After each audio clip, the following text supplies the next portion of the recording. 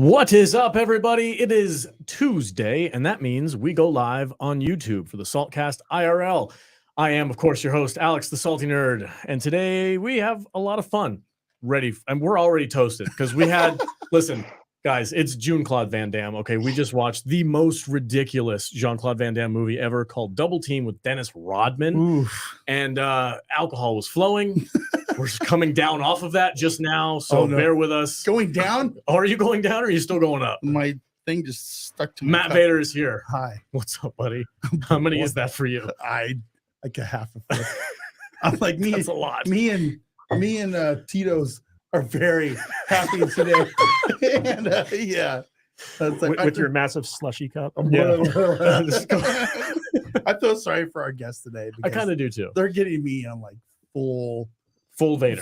Fuck uppery. Yeah. And it's ridiculous.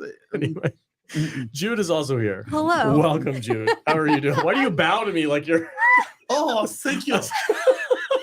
Very happy to be here. I'm sorry, it's my time right now. Yes, oh, hello. The colony. The colony. However I want. Oh my God. Matt Decatur's trying to produce the show today. What's up, buddy? Doing his best. I'm just here to enjoy the beautiful disaster. Oh my gosh. And our guests of honor multiple guests of honor from Velocity Studios, the creators and our of guests of honor from our guests. what am I listening to? Of honor Vader has from like his Velocity I don't know what's studios. going on. Damn it, every Creators week. of honor from our guests. I don't- What am I what? listening to? Of honor Vader has from like his Velocity I don't know studios. what's Turn going this shit on. up. Damn it, every week. I don't know what's I don't happening know right what now. I'm What? listening to. I just turned my phone off. Turn it off. Turn it off. Turn it off. It's gone. Not only is he drunk, but he on his best day, he's not very technically savvy. How do you do that to I us don't every know week? what I'm doing. Okay, all right. Seriously. I need to apologize to our guests. Guys, thank you so much for joining us from Velocity Studios, the creators of The Metal Detective. We've got Forrest, Robin, James Walker, and Andrew. Welcome, Yes. gentlemen. I promise the rest of the show will go a little bit smoother than I'm that. so embarrassed because these guys are Oh. practically AI and we can't figure out how to use our phones. Welcome, gentlemen. We're going to start with Mr. Forrest. Robin, please introduce yourself, sir, and introduce yourself to the chat. Go ahead. Hi, everybody. My name is Forrest Robin. I'm the director of this little audio drama called The Metal Detective, and it's a pleasure to be here. I really should have started drinking before the show. Yeah, for Yeah, sure. that's- Do you want us to Pretty wait? clear. No, it's all good. And also James Walker, who grabbed a bottle of whiskey almost immediately. Bro. One of us. One of us. One of us. The whiskey. What man. kind What kind of whiskey? I have to know. If you know, you know. Oh, That's interesting. that looks expensive. stuff. Actually, it's not Take that it. bad. Not that bad. And to take a movie quote from one of my Very favorite nice. comedies of all time, James, what would you say you do here? Oh, I try to herd the cats. They call me a producer, but I really apologize and pay bills. I know what that's like. That's our producer. I feel for James. Oh my God, you Yeah. just found your best friend. Oh, Yeah. man, he's a Yeah. cat herder. We're meeting up afterwards to finish this bottle. Okay. That's what we're doing. Oh, he doesn't drink, but I'll drink and Yeah, you guys well- can talk. We'll join you. We'll join you. He's a cat wrangler. And last but certainly not least, Andrew, screenwriter. Welcome, sir. How you doing? Introduce yourself to the chat. Thank you. My name's Andrew Hilton. I probably should have put the last name in the corner there, but yeah, thanks for having us. Thanks for being here. And before we start talking about The Metal Detective, I do need to address the chat. We got Broba Fett in the house. Bob Dorsey's here. My God, that's a heavy hitter right there. Astro Nerd Boy, Penny, as always, has been joining us. Welcome, everybody. Thank you for joining us for this live stream. We're going to have some fun. Our guests are going to be talking about their audio drama and the new future of Hollywood scripts that people seem to be ignoring, but they are better than most movies that are out today. Certainly Yeah. better than a Jean-Claude Van Damme. Yeah, Yeah. certainly better. Certainly better. Some Jean-Claude Van Damme movies. Let's not get crazy. But I do really love this concept of like taking scripts that Hollywood is ignoring Yeah. and turning it into an audio drama. I love audio dramas. Which audio drama is like the new thing in like it's kind of like the bridge between podcasting and audiobooks. Yeah. So I like the audiobooks that I consume. I purposely look for ones that go the extra mile to do different character voices, sound effects, all that stuff, which is what you guys are doing. So tell us who's in charge here. Which one of you guys wants to take point on this? Bring us your leader. Take me to your leader. So yeah, about a year ago, we had seen what's happening with a lot of the other audio dramas out there, which for the most part are written as audio dramas. So there's a lot of talk, a lot of movement, a lot of action in that space, but they're writing the stories from the ground up for the audio drama or scripted, what they call the scripted podcast space. And we kind of had this light bulb go off about a year ago, thinking to ourselves, why don't we turn the screenplays that we love, the ones that we've seen or been pitched or we know of that have tried to become movies, and for whatever reason, the winds of Hollywood blew against the project, and turn them into audio dramas and see if we can get fans behind the project and walk back to the studios and say, hey, guess what? People really do want to see this as a movie, and let's go make it. So you create the audio drama, and then you get kind of like a fanfare behind it, and then you pitch that audio drama as a full length movie. Is that the idea? And that's the hope. That's the plan. Again, we're about a year into this. The Metal Detective is the first in a slate that we're producing. And the hope is that we can create what they like to call IP. And that seems to be the magic word that gets studio executives interested in hearing more about the project. And if they don't want to make it into the movie, we'll turn it into a video game, a comic book, or something. We'll give that story legs. It's sitting on a shelf. It deserves to be told, and it's no fault to the story. It's just circumstances sometimes blow against it. And what's crazy is we've seen examples of like audio dramas that have been turned into like original series. Like there was that one with Julia Roberts on Amazon. I think it was called Homeland. Yeah. Then there was Archive 42 on Netflix, which I really enjoyed. The thing that struck me the most, like when we listened to The Metal Detective, was like it literally sounds like you're watching a movie. I know that's kind of mixing my metaphors there, but you guys, like, you did some really high level audio editing and mastering for this stuff, and like when you're just listening to it, it's almost like you can picture the movie that's happening in your mind. Yeah, the as you're sound design is so good on this. Yeah, who did you use for the sound design?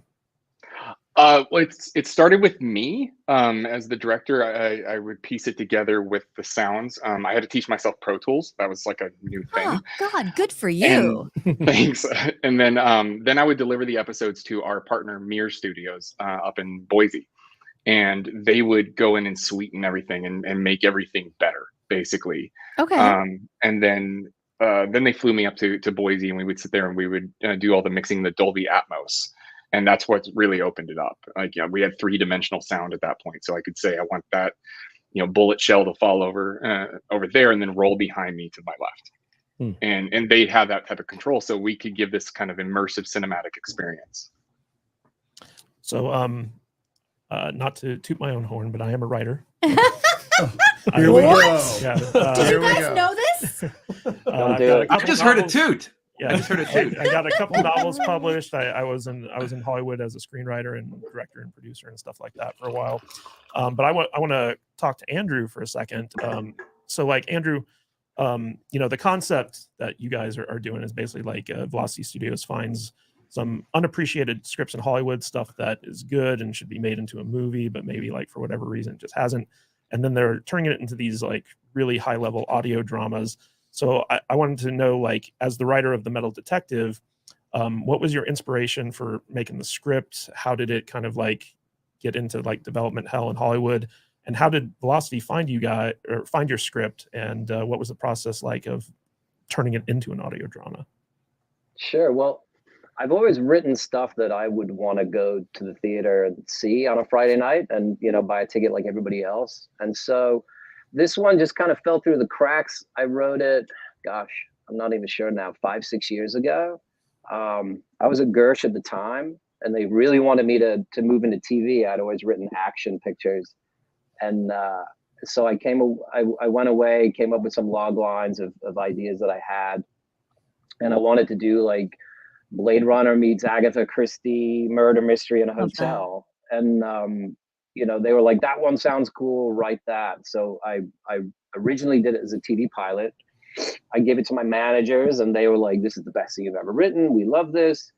And then it took Gersh 6 weeks to read it, and they were like, we're not really interested. And so it never really went anywhere. I parted ways with Gersh, and my managers said, do you want us to still send it out to people? And I was like, yeah, that'd be great, if you don't mind. And so they only sent it to about 4 or 5 places, and they all wanted to meet me. The consensus seemed to be that it might work better as a feature. So I went away and I actually turned it into a feature, and then I just I left that management company, and then it just literally, like James said, it just sat on a shelf. And then I've known James and Velocity and Forrest for many years.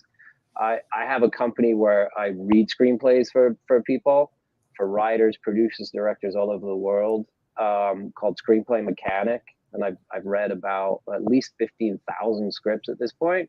Wow. So when I find stuff like The Metal Detective that's fallen through the cracks, I try and help the writers, find a manager or an agent or connect it with a producer that might want to make it.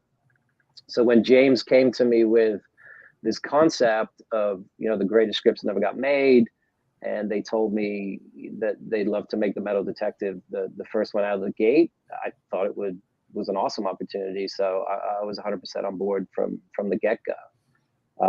And here we are. I think Forrest, obviously he did the adaptation. I think he did a fantastic job. So first of all, I just want to commend you for having my favorite Christmas movie behind you. It's a good call out there. But it's kind of funny hearing you talk about Gersh, because that was an agency I had a lot of interaction with back when I was doing the Hollywood things, the podcasting. Back in Hollywood. Back in Hollywood. Drink. Yes, drink. We have the drink. Mhm. So I wanted to just ask Forrest and James and Andrew. So for our audience watching this, they might not know what The Metal Detective is about, but it's a very kind of cool, like noirish mystery thriller type thing, and almost kind of like the art that you guys have created for it's almost like Blade Runner-ish, like the neon dystopian future type thing. Meets Agatha Christie. Yeah, so I wanted to ask you guys, could you give us like a non-spoiler kind of breakdown of what the actual story is about? Yeah, non-spoiler. I'm not very good at this. Yeah, I mean, it's like Andrew was saying, it's Blade Runner meets Agatha Christie. So we have this future in the year 2045 where there's a detective named Jack Irons, and in this world we live with not just robotics but the next level of robotics as well, called Newmans, which are just synthetic humans at this point, and they've integrated into our society. And it's actually part of one of our log lines. They're here to help us, and we did what we do best, which is just kind of, it's a podcast. I can fuck everything up really bad. Fuck everything up. Hate. Like, so so society is broken per usual, and there's a lot of prejudice going on, and there's a bunch of cops that on the side are going around and hunting and killing these Newmans. And Jack has decided that she's going to be the vigilante that helps and saves them. And that puts her in a lot of peril at that point. And at the same time, there is another grand conspiracy going on that's taking place in this hotel. And kind of all of these forces end up meeting at the same time in one night. And they're all stuck in the hotel due to climate change and a superstorm that forces everybody to take shelter for 24 hours. So I think I didn't spoil anything. It's kind of funny because you mentioned that the Newmans, which are like new humans or robots. Oh, they're not Wayne Knight? Yeah. Well, every time they mentioned Newmans, I kept thinking of Jerry Seinfeld. Like, Newman. I'm glad I'm not the only one. Yeah. No. I kept thinking about True Blood, Pastor Newman. But every time they mentioned Newmans, I just thought of Alex Vampires. doing his Jerry impression. Yeah. Newman. I thought the same thing. I really was excited to talk to you guys about AI because I'm fascinated by this new technology and also kind of terrified. Scares the shit out It's of me. like, and especially for people who are in like the voice acting like Jude, like being replaced by a computer. Like that's a fear for pretty much everybody. Yeah, it's a fear all for the time, you. every day. It's a fear for writers now. I mean, the whole writer strike thing, they're talking about like the studios are using AI to write scripts now. So I'm curious to hear how you guys are utilizing AI without like stepping on people's toes, or are you stepping on people's toes? I'm really curious to hear how you guys are taking advantage of that technology. So when we did this was before the conversation even came up, and before, you know, clearly the unions are putting out their fears, and those fears are rooted in truth. Like, this is going to be an issue if we don't kind of regulate and control things early. When we did this, it was more of an experimental thing for us. So we use 90% humans for the whole show. However, if there is a robot or some sort of synthetic helper, I don't want to say just robot, but there's multiple levels of tech in our show. We made sure we use AI for that. I wanted robots playing robots, basically. And then to see how they would harmonize with the human actors that we were using was kind of a fascinating experiment for us. And then we did utilize the technology in kind of other aspects of the sound, and background voices and things like that. But again, this was before that conversation came up. So I totally understand, you know, not just WGA, but SAG's fear of what could move forward. And that could be an issue. It just dawned on me.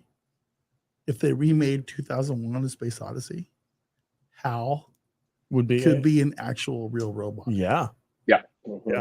Whoa. And some of That's the weird. the technology out there is getting pretty crazy. Like there are voice changers, so like you could hire one actor to play like 12 different parts. Like a man could sound like a woman could sound like a man. I mean, stuff I like get that. hired for that now, but it's a little more time consuming than just pushing a button. Yeah, no, but there are services out there that can literally change your voice like as you talk and make it sound Really? like You just real. gotta push a button over there to make my voice change. Yeah, he can put that the would be Darth like- Vader sound. It's like, I don't know what I'm talking about right now. See, So there you go. Yeah, that's it. So I'm gonna hop in here on the whole AI thing. I heard a great quote the other day. Is that you can give anybody Monet's toothbrush, or not toothbrush, paintbrush. Either. That'd be weird. I've put vodka in the cup, so I'm going down the My wormhole man. with you guys. But you can give anybody Monet's paintbrush, but not anybody can paint a Monet. So the AI tools is what they are. They're tools. Now, some people are looking to capitalize them, I think, in a very extreme way. That's going to result in art that isn't as cinematic as if it was driven by human emotional intelligence and human creative ingenuity and spirit. So, yeah, there's going to be production houses and I think studios who are going to push it beyond what it can do or really should do, where it's just not going to feel genuine. And it's going to feel very formulaic, like, because that's what AI is. It's an algorithm used to mimic human patterns and rhythms. And that's why I think it's so poetic about our show, is that in the underlying message is that if we engage with this technology, which is here to stay, in a way that actually complements our life and allows us to achieve more and a more human experience, we'll have a better relationship with technology. But if we fight it with fear, we're end up fucking it all up. And so it gets kind of philosophical in our show. I understand the real life concerns and issues with people working in the arts and the creative arts, be it Hollywood or advertising or whatever have you. But the AI tools we're playing with are just allowing us to push our creative abilities in a way that I think is creating content you guys responded to. Yeah, I think for like audio dramas, like you have these AI text to speech things where you basically can just input text and then a human sounding voice comes out. And James Cameron actually just at the most recent Dell conference came out and basically said he's waiting for AI to get to the point where he could just make a movie with it, make a new Terminator or whatever. So it's kind of interesting to see like how this technology is developing and how it's going to influence like creative like individuals. Like you could just type into a prompt, ancient Rome, and create like an entire ancient Roman set that looks photorealistic using AI. That means like anyone can do it. So you mean they could make a movie and then just appear magically in a Coliseum? like Double Team, like Double Team with Dennis Rodman With and Dennis Jean-Claude Rodman. Van Damme. Yeah. I tend to agree with the more creative people out there where like you can tell an AI to do something, but you're never going to have that human creativity and human spirit behind it. It's just going to feel like a tool. It's going to feel like something got generated, and it does. Even though like some of the AI art that I've seen recently looks pretty cool, And the voiceover stuff we've messed around with a little bit, but it's not perfect yet.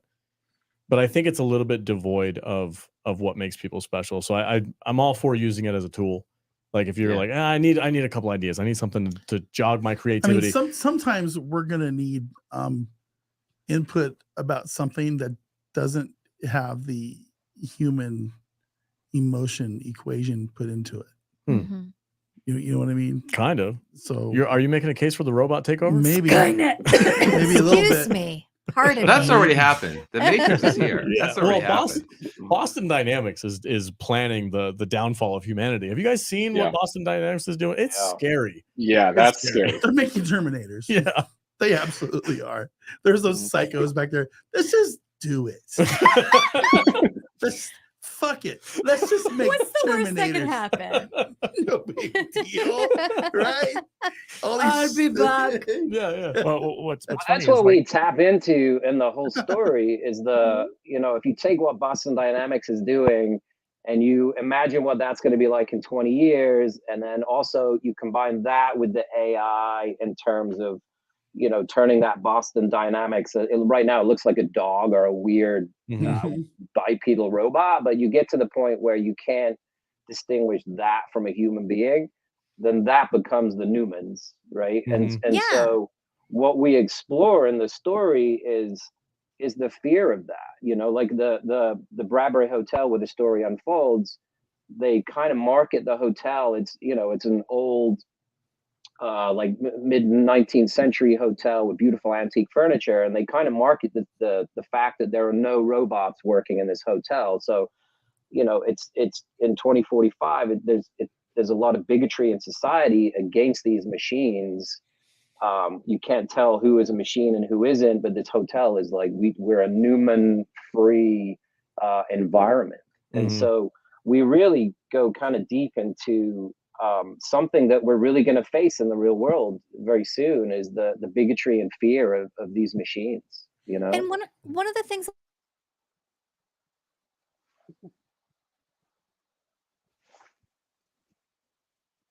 AI shut your mic off, I think. Yeah, the Matrix made you go mute.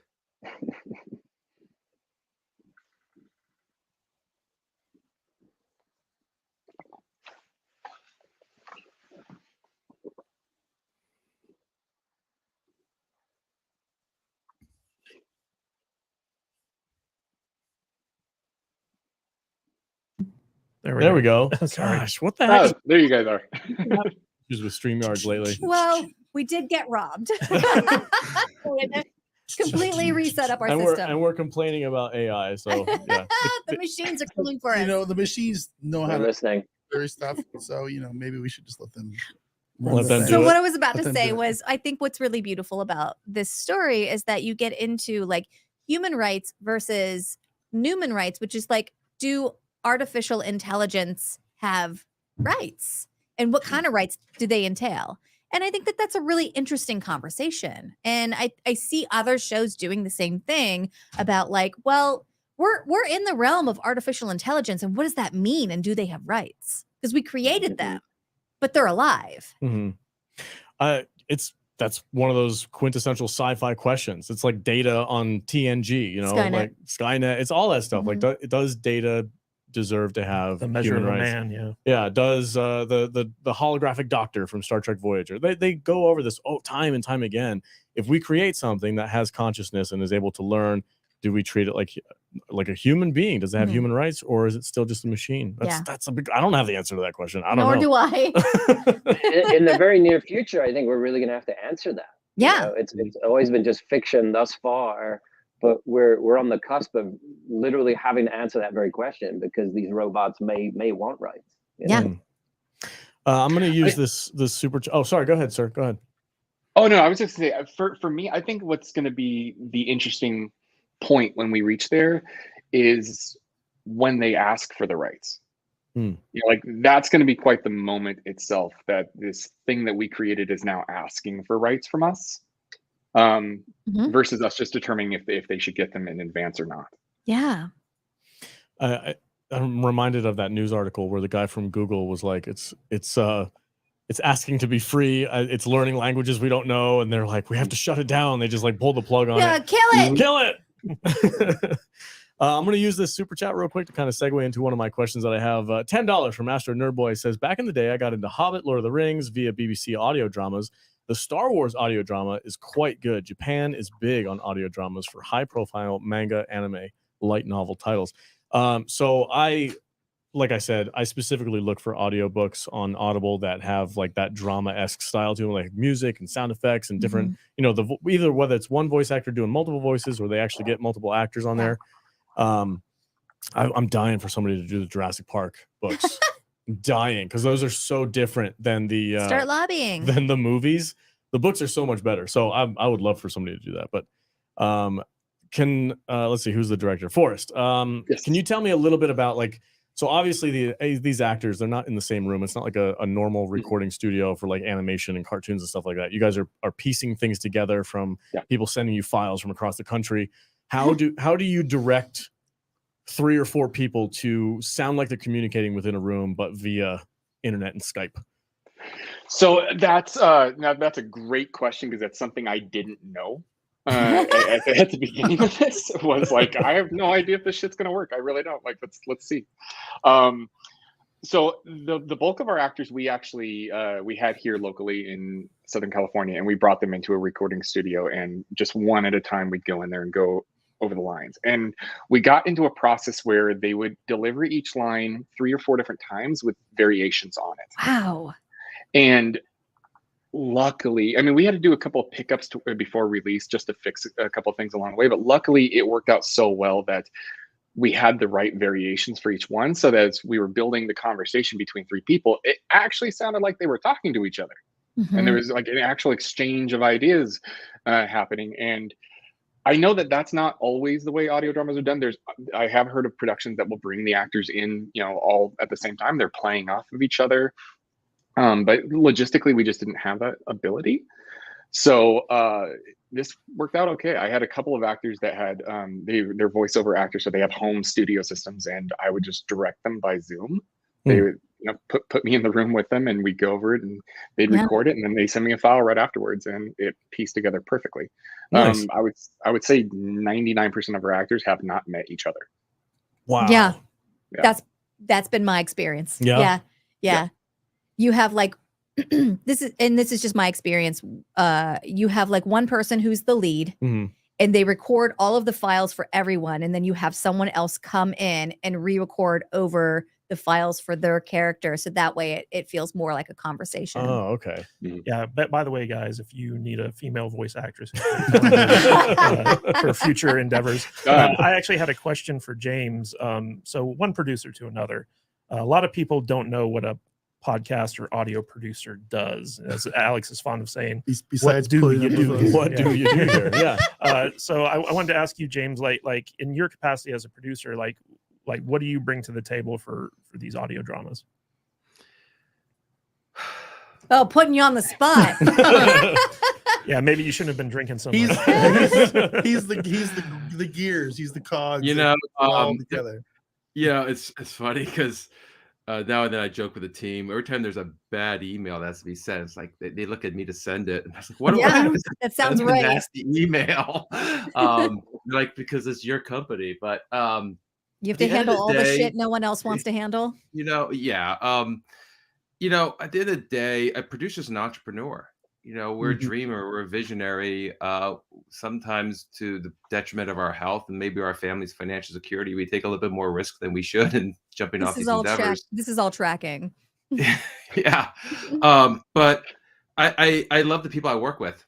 And I've been in this business long enough where I can't do anything else. Like, I can't get a job at a bank. You look at my resume, no one would know what to do with us outside of Hollywood. So we just try to figure out ways to tell stories that we believe in. And we were challenged a lot in trying to go up against bigger production houses to set up a TV show, to set up a film. They say it's the golden age of TV right now, but there's still kind of a pecking order and a lot of political weight and a lot of influence that smaller companies like ourselves really struggle to compete with, especially if you're going after a New York Times best-selling book and you want to represent that to a studio. And that kind of led us to saying, well, where can we shine? Where can this little band of misfits stand out? And I'm always looking to keep this team together. And that's when the idea hit me a year ago that let's try the audio drama space. We got buddies who own a post house or audio house. They've got a Dolby room.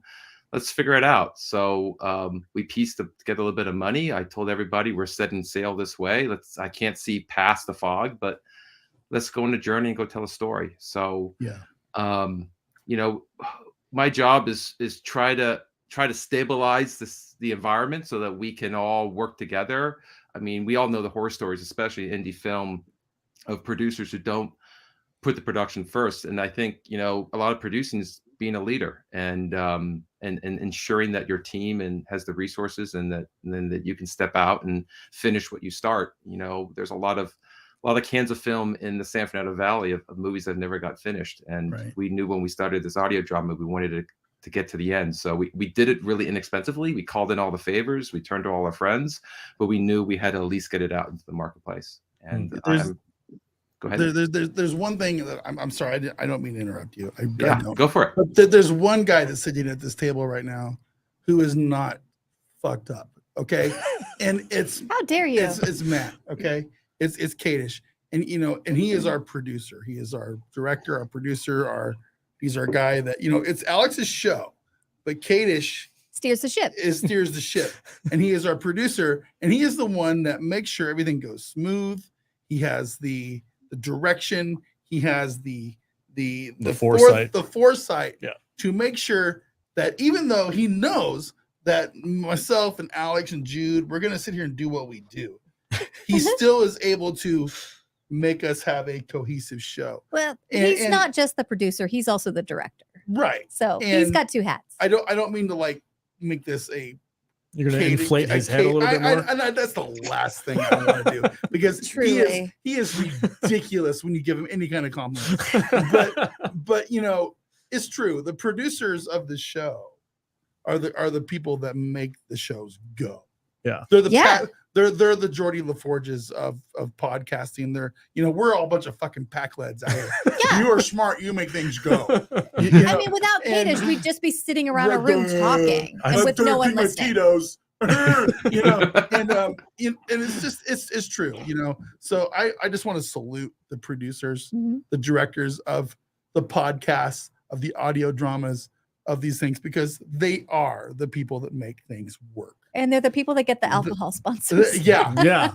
Because listen, man, we're idiots. Okay, we're just morons, and we're talent. We're the talent. Yeah, we're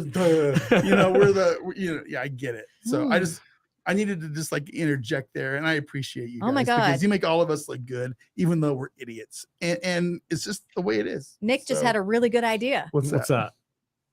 Read it. I don't see it yet. Earthman Jack audio drama. When that has to happen. Oh, that has to happen. Honestly, you're prime for Earthman Jack audio drama. Yeah. For those of you who don't know, that's my novel. That's his. He's got it's like 6 books out there out of 10 or some shit. Yeah. Can we have a drink afterwards to talk about that? Can we have a drink afterwards? Yes. That puts him in the George R.R. Martin sphere, because the series isn't done yet. Right. Yeah, because I'm busy doing this shit. I know. I actually have an excuse.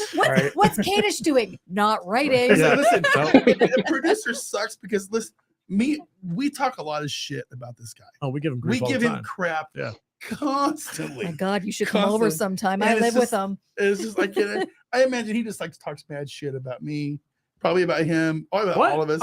I'm an angel. What are you talking about? But it's honestly, it's more me talking shit about you guys and him being like, "Settle down." Real quick, guys, I do have some business I got to take over. We got a $20 super chat from Bob Dorsey. He admits later on in the chat that this sentence doesn't make any sense, but I'm going to read it anyway just to embarrass him. Okay. Does Wheel of Time count as an audio drama? If so, then listening to Under I That now, since the Amazon show was garbage. I understood that perfectly. You're listening to the audio version of Wheel of Time because the Amazon This is what a producer does. the Amazon live action version was so terrible. He says, "Oof, that last part of the super chat I'm reads the terribly." Dorsey whisperer. Okay? I can understand. We love Bob Dorsey. He single-handedly is paying for like 4 of the monitors in this room right now. So I love that you encourage your listeners to drink with you. This is Totally. We encourage our guests too. Yes. we are advocate of alcoholism. So you know we can't say that we online. can't. We can't. No, I just did. We are on the right show. I wanted to ask Andrew. So like, you know, like I'm always fascinated by the writing aspect of any kind of like fictional drama and stuff like that. One of the cool things about Metal Detective is that there is like a kind of like closed door mystery aspect to it where you have a bunch of people trapped in one location. And one of my all-time favorite mysteries is Agatha Christie's And Then There Were None. He's a sucker for mystery. That cozy mystery especially, but Agatha Christie in particular. So there's this element to Metal Detective of Agatha Christie meets, you know, Blade Runner, but there's also some like horror elements to it. Like there's some very graphic murders. There's a lot of conspiracy and twists and turns in the story. So I just want to ask you, like, what do you think makes like a good mashup of genres, in particular, like when adding mystery to the story? Like, how do you as a writer kind of plan that out and present it in such a way where audiences can really kind of get into the story?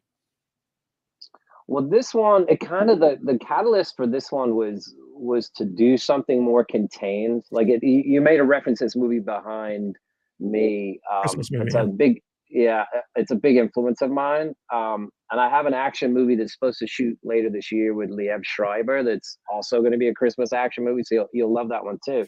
Nice. But with that project and this one, I try to write stuff that can be made for a price, right? Like if I were to write something Mission Impossible that goes from Monaco to Paris to London, it's $100 million. It's never going to get made. But if you write something relatively contained, you know, and I don't want to write something set in a phone booth or, you know, a coffin like the Ryan Reynolds movie. But you wrote for a trunk of a car. You wrote for a trunk of a car. That's true. That is true. We did a movie about a guy stuck in the trunk of a car. And check that out. It's called Break. It's great. But yeah, so it started kind of like from the logistical standpoint. I want to write a cool sci-fi movie that is kind of contained in one location, and then that became a murder mystery, and it just started kind of building layers as I started introducing characters and what the conspiracy is. So kind of my end goal was to make it like that Agatha Christie contained mystery, but with a lot of horror on top of it, just because that's fun. And then, you know, with any good murder mystery, you want a bunch of red herrings. You want to kind of play with the conventions of the genre and keep the audience on their toes and trying to figure out who's the killer and who isn't. And the extra layer on this story is that at the same time, you're also trying to figure out who's human and who's a machine and who's a robot. And so, you know, it is a mashup of all these different genres, and I just love that stuff. I love working in that world, and I think it works. There are certain elements of like John Carpenter's The Thing in this, where like you don't know who the thing is, you don't know who the robots are, or who the humans. Yeah, and it creates this paranoia. You don't know who you can trust. You know. So I would like to get an answer from each one of you guys. We can start with Forrest, but do you have a movie in particular that has inspired your work from like a young age? Is there one of those movies that you're always looking back at going, God, I want to recreate that feeling for this generation? So we'll start with Forrest. Go ahead. Yes. I mean, there's so many. I'm a child of the 80s. So my answer is embarrassingly cliche. For me, it is Back to the Future. Okay. And I was 4 years old when my parents brought me to the movie theater for the first time, and that was the movie I saw. Oh man, That's my And- dad's favorite that's awesome. movie. that's yeah. Yeah. Well, that's a great pick. I though. love stories like that. My And first movie was Star it's Wars. damn near a perfect movie, in every way. So it's like trying to recreate that feeling of cinema and that experience that influenced me at such a young age and screwed up my life path and brought me to Hollywood. Is kind of like my underlying DNA. Like I want to infuse that feeling, if I can, into anything I make. Right on. James, how about you? I can't follow that. All right, I'll try. Being a child of the '80s too, there's so many, and there's so many different types of movies. From the ones like the Back to the Future series, the Indiana Jones series. I mean, Spielberg did a lot of great things. The Star Wars series. Ironically, one that moved me a lot, and I think it was more just because of it was so adrenaline, was Top Gun, the original one, and I really appreciated the sequel because it was such a great way of wrapping up that story. That was a movie that definitely moved me as a kid, and the more I study that, the more I see how movies can be such. They don't have to necessarily be these big philosophical indie stories. They can just be a fun action film, and that's what we want, and that's what I love to do, is just checking out for a couple hours. Like the other night, my 9-year-old, we got to watch Indiana Jones, the first one, together, and just to see him go through that. So definitely those 80s films, and some of the ones of the 90s, like the early Jurassic Parks, were awesome. Anything they haven't butchered yet by a sequel or I'm Quad always, Scroll. Sequels are the worst. so right? I want to get. We have to get Andrew's take, but then I'm glad that you said that because I was wondering. I always have to temper my expectations of whether or not I can take a conversation in that direction with people who work in the industry, because they're always very like, well, I don't want to say anything bad. But Andrew, what's a movie that really inspires you, that helps you create the stories that you want to tell? I mean, I'd have to Die Hard, I'd have to say this one. Yeah. I grew up in England, and we didn't have HBO or anything like that when I was a kid, but my dad lived in New York, so I'd spend my summers here. And so straight from the airport to his house, I don't know if you guys remember the little HBO magazines that you would get every month. They'd send them in the mail, and so you could see, in the month of July, what all the movies are going to be. And those things were awesome. I miss those. And so one summer, I guess it would have been maybe not 88 because it came out in July 88. It must have been 89. I turned on the TV and there's this guy, wrapping a fire hose around his waist and jumping off the roof. And I was like, this is crazy. And so I must have watched it another 20 times that week on TV. And I'd already had like a deep love of cinema. But when I first saw Die Hard, I'm like, this is the kind of movie that I want to make. And then when I started working in the studios, I worked at Universal for a while, and my boss was like, "Oh, you love Die Hard and Lethal Weapon? Okay, I'm gonna make some calls and see if I can get you a gig at Silver Pictures." So I went and worked with Joel Silver for a while, which was like, I don't know, just like a religious experience for me. It was amazing, and so I try to the Christmas movie that should shoot this year. It's basically Die Hard meets John Wick, but it's a Christmas Carol. So it's an action version of a Christmas Carol. Xavier Gens is directing. Liev Schreiber should be starring in it, and that'll come out next year. And a lot of people have been comparing it to Die Hard. It's obviously still on paper at this stage. But if we actually make the movie and people are still making those comparisons, it'll just be a dream come true for me. Right Yeah, on. Joel Silver is responsible for one of our all-time favorite movies, Fair Game, with Cindy Crawford. Oh, is it the one with the Lesser Baldwin? Yes, the with the Lesser Lesser Baldwin. Baldwin. Yeah. Baldwin the Lesser. The ass and yeah, the train car. Remember that Oh, sex scene in the that train? was terrible. Glorious. If the train's a rocket. Don't come a knocking. So my next question for you guys, especially for the producer and the director here, do you believe that you can recreate that feeling that we all get when we go and see our favorite movies in audio format only, with no visual cues? Do you believe you can, and how do you go about doing it? I'll start with James. Go ahead.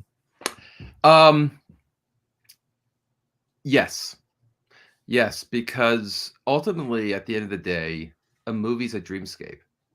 And if we've done our job, you will fall into that dream world. And I experienced this with Andrew on the first feature we worked on together, the movie Break, which was all set in the trunk of a car. Steven Dorff, we stuck him in a trunk for a horrid 10 days of production, but it worked. You know, the camera never left the trunk. It was an immersive, contained thriller, and the audience has been taught or learned or grown to question what they see, but they never question what they hear. And in that film, the whole sound design, and we had Academy Award winner Richard Beggs, who did what was that, the Vietnam movie from the 80s. But anyway, he did an amazing job, and the audience goes with us, and then we're able to completely manipulate their experience at the end. And that's kind of the same kind of approach we took with the Metal Detective. If we do our job, whether you're reading on a book, whether you're sitting in a theater or you're listening in cans, if you are stimulated into the story and you go there, your imagination will build the world, and you'll fall into that dream, and you'll come on that journey with us. So, the long answer to your question is yes. That's a great answer. Honestly, that was way better than I was expecting. The long answer is one word. That was fantastic. So okay, follow that, Forrest. Follow that, Forrest. And I have a separate but similar question for Andrew when we're done. But go ahead, Forrest. Yeah, I guess I would say I hope so. That's the goal, is that we're trying to do that. You know, one of the things about adapting, especially, you know, coming from this feature script that's beautifully written that Andrew gave us, you know, there was time in the beginning where I would be reading a page and going, that's great. How am I going to hear this? Like, I have no idea how I'm going to take these visuals. And then the process that I found, like, you know, somebody brought up painting. I think James, you brought up painting with Monet's. I started with toothbrush. Yeah, with his toothbrush earlier. What I realized is what we're doing is we have to give you the paintbrushes, because what we're not going to be able to do is compete with your imagination. I just have to give you enough paint to work with, and whatever is going on in your head is different than what's going on in my head. Mm-hmm. So it's trying to make a universal enough palette for everybody that they will find their own experience in it, and hopefully it's fantastic. That's also a great answer. You were right in line with what I was thinking. I'm like, you have to allow, like, when you're reading a book, you know, you're reading Lord of the Rings or whatever, or Fellowship of the Rings, and you're imagining Tom Bombadil or something. Like, the story describes him to you. I love Tom. Oh, you We and all Tom. love Tom Bombadil. Tom's my boy. Tom Bombadil could have solved everything. I don't care what the chat says. Tom Bombadil is the shit. I'm in a fight with our fans in the chat. They all like despise Tom Bombadil. I'm like, he's the freaking goat. Yeah, he's amazing. Anyway, I digress. I do agree that there, to a certain aspect, our imagination as consumers of this product will take over far beyond any kind of CGI that you can put on a screen. But speaking of the writing of these audio dramas, for Andrew, how do you change your approach when writing for an audio drama? Are you more detailed so that you can give the listener a better idea of what's happening? Are you less detailed to let their imagination run wild? How is that different from putting something on screen? Well, to be honest, Forrest adapted it, so that's a question for Forrest. But just to build on the last answers they were saying, you know, I think we don't have any visuals with the Metal Detective, obviously, but like you're saying, there is one advantage to that we'll all fill in our own pictures, our own images, and imagine the world as we're listening to it. Because when you read a book and then they adapt the book, a lot of times people hate the adaptation because it doesn't sync up with what they imagined in their head, right? Like Jack Reacher is a good example. When they cast Tom Cruise, all the fans of the Jack Reacher novels freaked out because they're like, that's not Jack Reacher. Yep. And so one of the advantages of these audio dramas is that we're not, it's what musicians do it too. They're like, we don't want to make music videos because we want you to interpret it and see the story that you interpret from the lyric. And that's kind of a luxury and advantage that we have as an audio drama. And that everybody can like create their own, they can imagine what Jack looks like, and the robots themselves, you know. I think it's great. But those guys asked me, they're like, we want to do the Metal Detective. Do you mind if Robin adapts it into 4 episodes. And I was like, no, I mean, I've known Forrest for years. I'm like, please go for it. I can't wait to listen to it. So he'll be able to answer that process. Okay. Yeah, one of the interesting things about an audio drama is, it's very dependent on dialogue.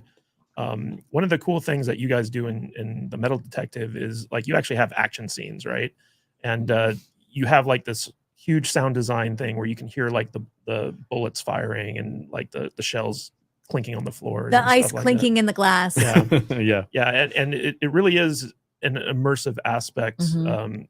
That makes this one kind of stand out to other audio dramas that I've heard in the past. But going to Forrest, so obviously, Andrew throwing that question to you is part of this, but from a filmmaking perspective, right?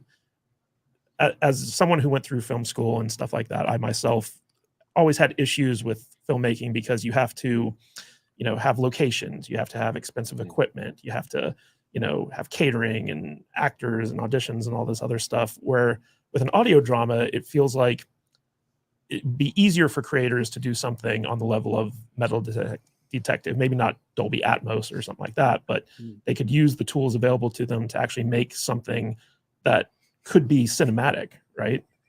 Mm-hmm. Oh yeah, absolutely. I mean, first off, if I can do it, anybody can do it. Yeah. It is far more affordable. I can't do it. I would disagree with that comment, Forrest. I would disagree with that comment. I can't Forrest did do a it. brilliant job. He's being humble, but he did a brilliant. Well, thank you. Yeah. No, it's definitely easier to get into this, I would say, for anybody who wants to be creative. And like my first passes were with very temp sounds, and I don't have a sound library, so I'm pulling from YouTube. Just a sound effect, and I'm like, that's what's going to be there right now. And then it was ultimately replaced by the professionals, the ones that made everything better. But it's definitely an easier entry into like audio dramas. And I would say with all the software that's out there, I mean, you could pay for the more expensive Pro Tools, but there's also free versions of things out there as well, like a Resolve. They have an audio side to it that's free to download, and got a little bit of a learning curve, but you can get it pretty quickly, and people can start to create. And that's really the thing, is these tools make it easier to create for everybody and put it out there. Right on. So do you guys have any other projects in the works currently, or is there going to be a sequel to the Metal Detective? I wanted to know if there was going to be a season 2. Yeah. Where's this going, guys? Interesting idea. Get your checkbook out, James. You haven't thought about it? So I'll let Forrest talk about it, but he's been inspired to create a few cool visions of where this could go. Okay. Yeah. So I mean, I'll let James talk about what the actual next projects we have coming up are. But I mean, as far as like the Metal Detective, I haven't even had this conversation with Andrew yet. So sorry, Andrew. Here you learn it live on YouTube. You tell me and I'll tell him. Okay. But I love the world so much, and I feel like we set up a really, really cool world that has a lot that can happen within it, and a lot that can move forward. Now, I don't want to do any spoilers here, but there definitely, in my mind, is a planned continuation of our character and what other situations that she will be involved in. But I've also I can envision I kind of mentally written prequel comic book graphic novel approaches as well. I feel like this world could really be expanded. Yeah. It could be really fun. But yeah, I love Jack. I think she's a great character, and I think that a season 2 based on like more adventures of Jack would be really, really fun to listen to or see or read or whatever, in whatever context it comes out in. I could totally. Yeah, our actress, Chelsea Sparita, I have to just name drop. Like, she is amazing. She's our Jack, and I will be happy to work with her on anything ever for the rest of my life. Nice. I would be happy to work with her too. No, I think Jack is a really great character, and I think that the actor being Jack did a really good job with her. Yeah, and one of the cool things about how your podcast is structured, the audio drama, So it's only 4 episodes. It's Yeah. not like a huge 21 episode TV season. It's an easy digestion. Well, it's pretty much like the length of a movie. Right? Yeah. Like each episode's kind of around 30 minutes long, and combined it's like a 2-hour feature film. So, but it's broken up into 4 different episodes, so it's very easy to consume. Mhm. And everything always ends on a cliffhanger, so you're like, oh, I wonder what's going to happen next. Mhm. Right on. All right, so who do I have? Hopefully, as soon as you go off the air, all of your listeners will go listen to it. Hopefully, Yeah. Are we allowed to talk shop a little bit with these guys? I'm constantly curious about download numbers and stuff for our show, and I'm always skeptical. Apple Podcast is like, oh, you have friggin' this many downloads this month, and I'm like, did we though? So do you guys? You get different info from Apple than you get from Yeah, Spotify. yeah, Spotify's We were just talking about that. Yeah. Spotify's Apple's like, you guys are number 1. Yeah, and we're yeah. like, we don't think we are. Yeah, no, they're like, you hit the top of the charts, and then Spotify's like, you had 4 downloads this month. We're like, what's happening here? Yeah, right.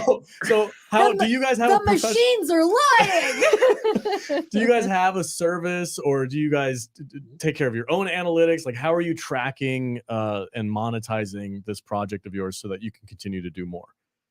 Well, we're trying to figure out how to track. We've yet to figure out how to monetize. So just put that out there. On the tracking, we're using Captivate as the aggregator, and they're out of the UK. Great people. And we did a pretty significant research of different platforms for us, and that one seemed to work well. And we've got a great experience in getting podcasts up.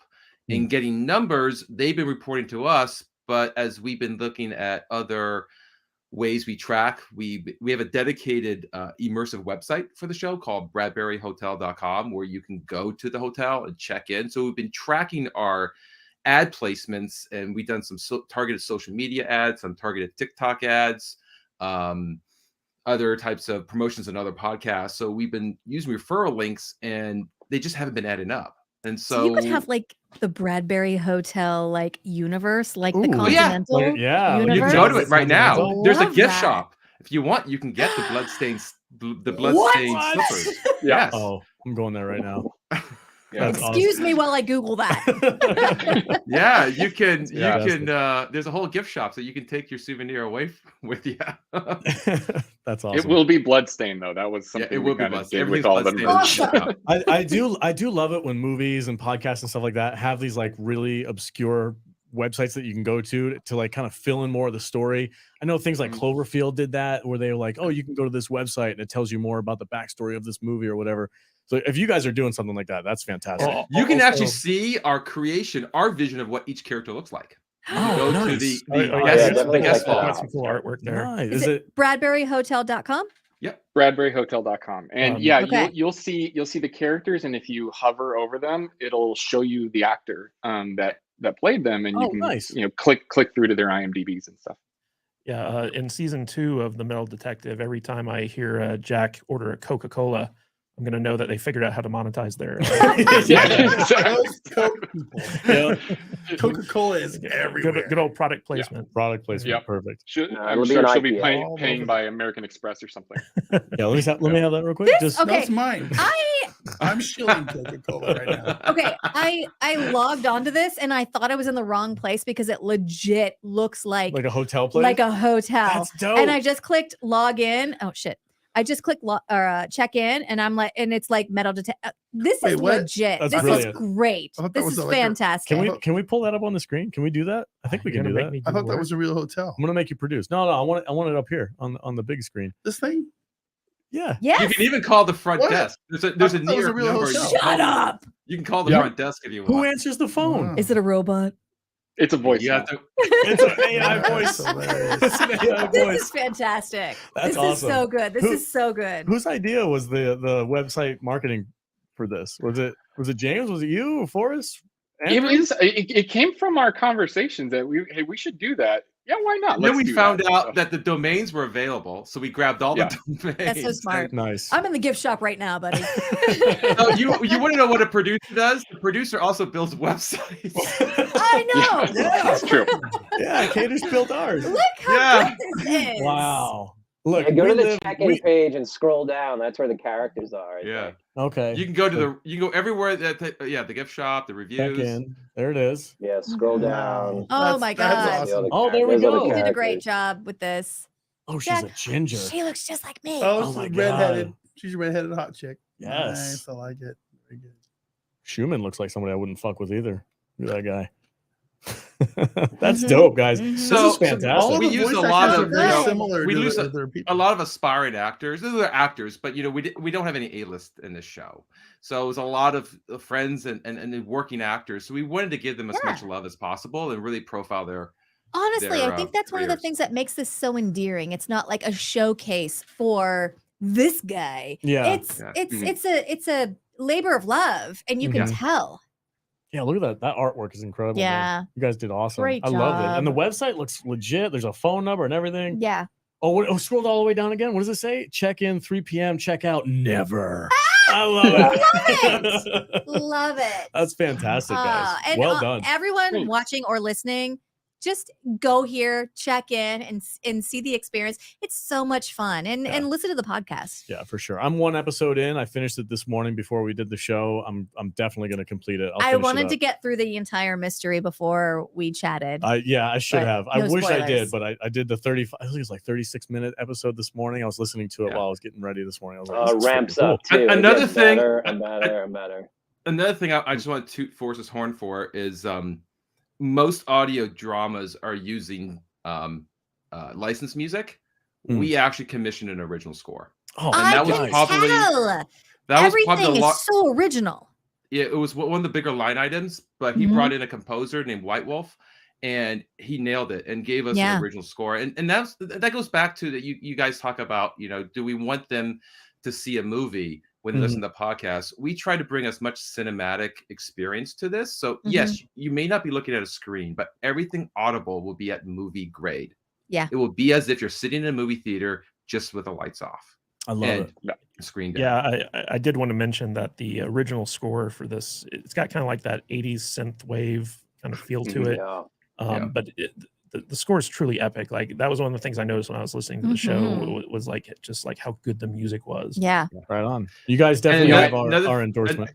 Another thing we did is we ran full theatrical credits. Now it got kind of too much to do it after every episode, so we do a shortened version and then tell you at the end of the 4th episode you're going to hear the full credits, and everybody who touched the show got a credit. It's just that, I mean, that's what you do in the movies. That's what you would do on ours. Okay. And I just wanted to bring up, as far as the music, White Wolf, go check him out in all streaming platforms. We did release this as a soundtrack as well, so it's like you can find this on Apple Music and all this stuff. It's fantastic. The funny thing about him, and I'll wrap me up real quick, is I've known White Wolf since I was 9 years old. Like we went to school together, and we've always just kind of been Facebook friends that get the occasional happy birthday thing. But I knew he was a musician, and when we were planning this, I hit him up and say, "Hey, do you have any like sci-fi samples you've ever done?" And he goes, "No, but give me a minute." And about 3 hours later, he sent me this file, and that is our opening music. It was his random sample idea that came in and just hit so hard. They were like, that's the soundtrack. I mean, that's the song. Don't change a thing. And he just made it better when we actually got to production. So White Wolf is amazing. Go stream him now. Yeah, nice. Yeah, we're an audio drama with an audio drama soundtrack on all the music platforms. That's fantastic. I'm going to read the super chat real quick, and then I'm going to let you guys do your final pitch to our audience here. Definitely have our endorsement. This is great work, guys. You guys are amazing. Bob Dorsey for another $40. While big super chats look amazing, guys, never forget your channel was grown under all the fluffy pandas that exist to help support. Love listening. Keep up the great work. Thank you, sir. Thank you very much. Our channel has come a long way in the last fairly recently. We've had a big bump. So and we love Fluffy Panda and all the support that he's given us, and along with all of our other super chatters. Everybody, the guys who support this channel. I made a big announcement this week in our members only area. So if you're a member, you'll get a special video this week. I put it out on Twitter so I could just say, but I recently just quit my job so that I could do this more often. But more details in the members area. I just wanted to pitch one idea to you guys. I don't know if you know that many people who do homeschool, but I have 3 sons, and we homeschool our kids. And children-friendly, like children-safe friendly audio books and dramas and stuff like that are huge. So if you have any ideas for like a child-friendly story or something like that, I highly recommend pitching that out there and getting the word out on like the crunchy organic homeschool mama groups, because they are hungry for content. I'm constantly looking. I know I listen to, and my kids listen to, this one called Finn Caspian, which is hugely popular. And you'll get those repeat downloads because those kids will listen to it like 70 million times. So that's just my suggestion. I think it'll be a great opportunity for you guys to take it away. That's a great idea. Probably not listening. Great idea. Yeah. So spin off those two little murderous children robots from Metal Detective. Actually played by Andrew's daughter. Nice. They're my favorite characters. Nice. FYI. I've got an 11-year-old who's obsessed with horror movies, so she jumped at the chance to That was me. play the killer kid. Yeah. That's Jude. Anyway, Jude, you were going to say something? Well, speaking of family friendly, my new audio drama just dropped today. Shout it out, Jude. It's called Trial by Fire by Jada Fisher. It's a 5-book series. Dragon Guard Book 1 just dropped today. Nice. And I play the lead character, Tennigan Felter, and she's going to be a dragon rider. That's awesome. Amazing. Awesome. I downloaded it. I'm so proud of you. I know. We all are. Honestly, this is my favorite character I have ever played, other than like, imagine I used to smoke and I'm gonna die pretty soon. I love those characters, but like as a main character, this is my favorite project I've ever been a part of. So I'm really proud of it, and it just dropped today. James is like, wait, do Madge again? Yeah. We need behind the scenes, we need to do our FU Meryl Streep skit with these guys. Someday, Anyway, gentlemen, please shout your work out again. Let these people know where they can find it. I know it's available on Apple iTunes. Where else can you guys find this stuff, and what is in store next for you? Cool. We'll start with Forrest. Go ahead.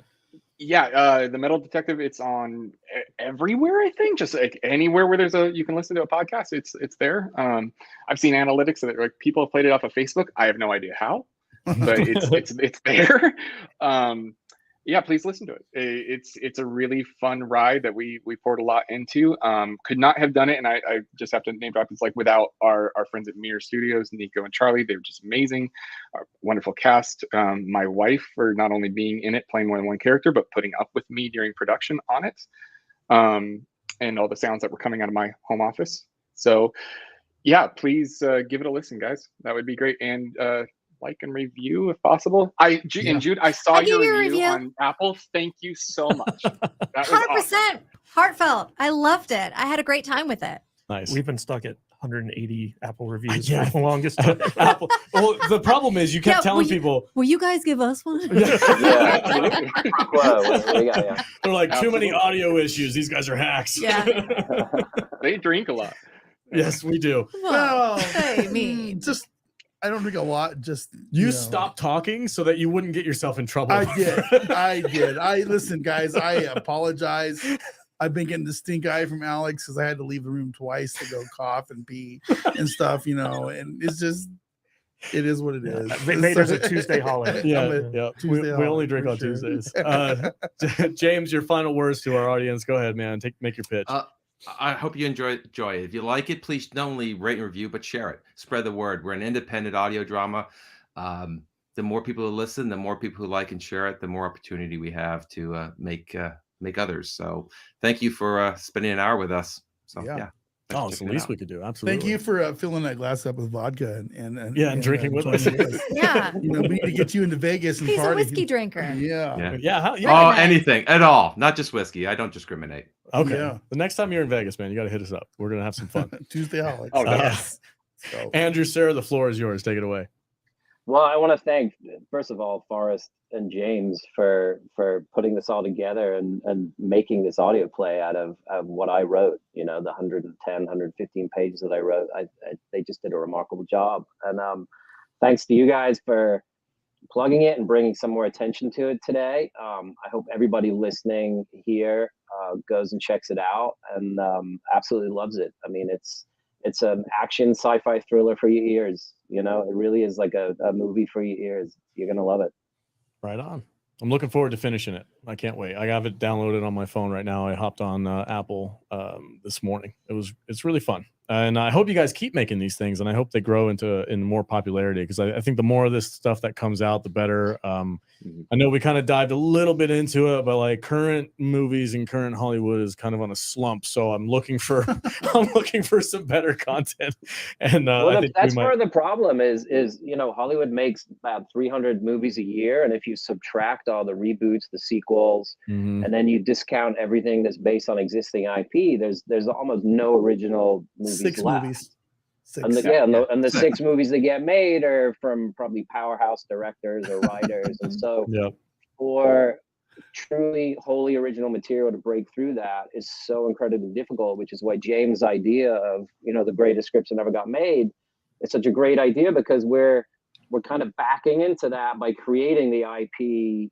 We create the IP now, and then hopefully somebody out there listening to the Metal Detective loves it enough that they want to come on board and make the feature with us or make the TV series. So yeah, we'll see. Right on. I'm thoroughly invested in the Bradbury universe. So yeah. Season 2. I'm going to explore the hell out of that website. For it. That website looks freaking Welcome to the awesome. Continental. I know, right? That's dope. Our robots will fuck you up.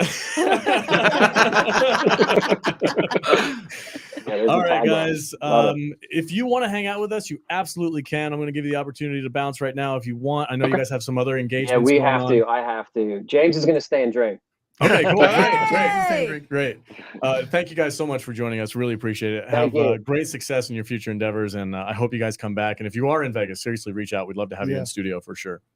Oh, definitely will. Thank you so much for having us. Thanks, guys. Thank you. See ya. Cheers. Bye-bye. Bye. All right. Are you ready to talk about Bert Kreischer? Are we talking about comedy movies? Yeah. Oh, shit. I forgot that we were going to talk about this today. It's okay, because me and Vader are the only ones who saw it. So this is going to be just a me and V conversation. It'd be just dude, well, it's a good hold thing. Hold on, before we go. Are you okay? Honestly, no. He just said honestly. I'm really fucked up right now, but it's okay. Has our friend James seen the new movie? I think he left. He left. They all left. Oh, they all left? Yeah. He was like, I'm out of here. Me and my buddy. I don't blame him. I hope they're not mad at us for the audio issues at the beginning. That was a Me and little my buddy. embarrassing. But We're ready to talk about Bert. Jesus. Okay. We're ready to talk Close about Bert. personal friendship with Tito, Lord Tito. Oh man, Lord Tito, all right, brethren. So, which is funny because isn't like the machine the nickname he got from being able to drink A lot of Oh, he Tito's. can drink a lot of vodka. He can take this thing and just go, and just go down. Yeah. So can I, but let's all settle. I've never drinking vodka like that. Never Are you gonna do it right now? Are you gonna pull it? He's never drinking vodka.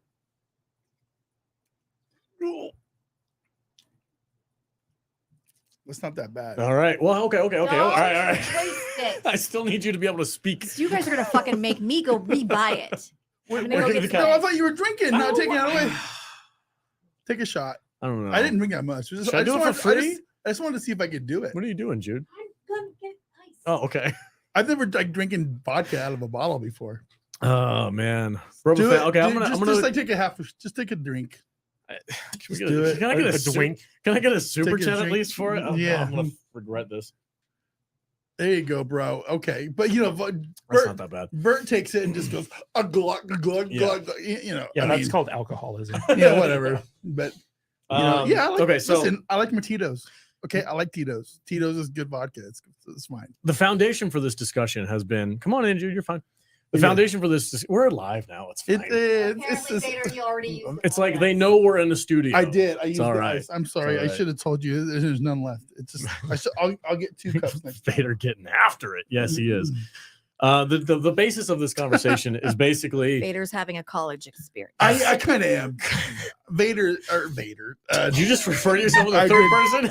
You see, when the Vader gets into town, Vader- things get a little crazy. Vader's And, Vader's very drunk I'm sorry. right now, but Vader wants you to know that Vader loves you very much. Yeah. Let me try and restart this for a I third just think time. it's funny that Katie just asked me if I was okay. Are you? I'm fine. Are you? Okay. I know you like you self-center yourself. Wait. Yeah. We're all okay. Gotta breathe. As I hold my bottle of vodka, listen, there's no problem here. This is why people watch us. We're right? all fine, guys. I don't know. Mr. Miyagi, this shit. It was Coke the whole time.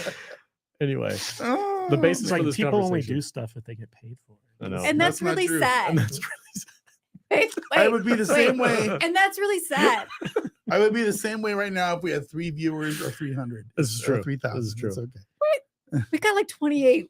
We 20, had 30 with earlier. 25. It's a slow Tuesday, but that's okay. Yeah, we love whatever. every single one of the I 20. I feel like love all you guys. It's going down. The other two were our guests. It's going down. Yeah, Yeah. The video count's going down. It's like now. that one guy was going to stay and hang out. And then he was like, shit, I can't. Did anyone drop the link in Discord To what? to what? to the live stream? Oh, no, I don't don't know. think we did. It's like, okay. Well, then no one knew that we were live. We go live every Tuesday. Yeah, they know where we are. Anyway, so I the might basis, have. the basis for this conversation is comedies have died. Comedy movies. Comedies died in like It's kinda- it kinda 2014, sucks. right? Yeah. Okay. My personal opinion, and I know I've been argued with this before, but my personal opinion is that the last great comedy movie was Tropic Thunder. We've never hit that mark since. It's always everybody's too scared to make comedy movies because everybody's too sensitive. Tropic Thunder is the one that took the most risks, was the funniest. What was the one in Vegas? Hangover. Hangover. Those were funny, but I don't Hangover think was newer than Tropic Thunder, right? yes, but I don't think they're as funny as Tropic Thunder. Really? Yeah. I think they are. I think they're funny, but I don't think they take as many risks. And to I me, think comedy has to take risks. Tropic Thunder is rewatchable, whereas Hangover isn't. Okay, that's fair. Yeah. That's Really? fair. You don't think Hangover is rewatchable? No, because once you figure out what's happened and what's going on and what the mystery is and like what the hijinks were, like know, the joke isn't as Listen, funny. I can watch those guys get fucked up with a taser. I can't 20 watch times. you lose a tooth and- more than and- once and I with the laugh. same effect. I laugh every time. Yeah, but I laugh every time. I can watch Robert Downey Jr. I can watch do Ken his Jeong. thing. I can watch Ken Jeong jump out of the back of that car. Listen, I have 100 never times quoted and anything from Hangover except for like, oh, we're in the wolf pack. Well, what about the But did you die? But did you die? Don't you do that? I've gift that. Okay. I've all right. gifted So is that to people Is that the line? Is that the bar? Is it quotable? Is that what makes a comedy movie? for yeah. I mean, It's yeah, like I guess we're for going me, straight again. Yeah, that's old school. You know, See, I knew is that- exactly I what movie say that is once a that- week. Is that what makes a good comedy movie? It's part of it, but I think the other part You're my is boy, Blue. yeah. That's How old many school. times have you heard me say I'm the guy disguising the dude playing another dude with no context? right. Yeah, Never go full retard. that's Tropic You're not Thunder. supposed to say. I don't care. It's we're talking about it's, Whatever. it's a quote He's from the movie. had more than one vodka, YouTube can lick and now my he's dick, like, all right. "Ugh." YouTube can kiss. My It's ass. part quoting it, part being able to quote the movie, Mhm. but also I think it's how many risks does the movie take. Like I Yeah. personally, all I of feel, them I with feel Tropic like Thunder. exactly, Yeah. and that's to me what makes that movie great. Is it takes so many risks and so offensive. It's like Blazing Saddles. Well, honestly, Exactly. Blazing Saddles is famous because it was freaking risky. His name is Johnson. His last name is Johnson Mhm. because Johnson is a nickname for a giant dick. Okay, that's what a Johnson is. Right. So, oh, don't show me What? that Johnson. We got Mhm. Robert honestly, when they were talking about making this movie, they were like, "Can we?" And Robert Downey Jr. was like, "Yeah, "Fuck yeah, Yeah, we we can." can. And they made it almost like as a fuck you, like a dare. Yeah. like a almost. yeah, Yeah, like absolutely. a dare. Yeah. And that's what makes good comedy to me. They push boundaries, but Mhm. you know, what are you gonna do? Cancel them because they push some boundaries? It's funny. That's what that's what Come happened on. is like this is our society got so soft that like after a while people started So- getting offended at Society comedies. is soft right Yeah. now. They got offended at Super comedies, soft. and then guys like Todd Phillips who make comedies. I think he made The Hangover. Is that correct? Yep. Todd Phillips That directed The sounds Hangover. right. He now is like, I'm never doing comedies anymore because every time you do a comedy, somebody gets upset. Did Joker? Yeah, he did. Instead, he did that movie, which was wild. Yeah. And people got upset. People got upset about that, but in a different way. Everybody's gonna be upset. Everybody's gonna be That's upset. just where we are. Yeah, you can't make anything without upsetting someone. Uh-huh. So you might as well just make the movie. So, you wanna what make. was your That's it. experience for The Machine? Okay, so I'm a fan of Burt Kreischer's Yeah. comedy. I think I follow him on social media. Can you guys, just for the uninitiated, explain who Burt Kreischer is and where He's you a know him from? gross dude who takes his shirt off all the He's time. And not people think he's gross. funny. He is funny. He's hilarious. He's I a- just said people think he's funny. He's a stand-up comedian who is in like the inner circle of the Joe Rogan type Yeah. people. He's in that. He's like Ari Shaffir, Burt Kreischer. What's Burt's best friends? Tom Segura. Tom Segura. All those guys. Where He's- they he's do in that the- circle. They do the Two Bears, One Cave show. Yeah, yeah. Burt does his Burtcast. Burtcast. And then he has a cooking show. He has a cooking show where he Get makes terrible out. food. He does, yeah. It's funny. Yeah, So. I'm not going to eat it. Bert is huge in the podcast world. Definitely, for Yeah. sure. He's a very talented guy, and he wanted to make a comedy to bring back comedies. You know, he's pretty ballsy. Yeah. Likes to take his shirt off. He's very balls forward. Shows his belly out Jesus, there. I've never seen your belly before. Wow, now I can mark that off my list. Wow. Luckily, the camera was framed correctly. Bucket list. Check. We spent like 45 minutes getting his camera correct today, That's a fat belly. and that has paid off. That's a new experience for me. So he's been Vader advertising just this went movie. Girls Gone Wild. Yeah, he did. I don't know how he made this movie or how he got it made, but he was like, I want to make a movie about the story that he famously tells during his stand-up comedian. That's the Machine. one When I was- comedy sketch of his that I thought was funny. It is- I've listened to a lot of Bert Kreischer, and I'm Listen, like, he's just not for me. Bert's The funny. machine is funny. Bert's funny because he is ruthless. Mhm.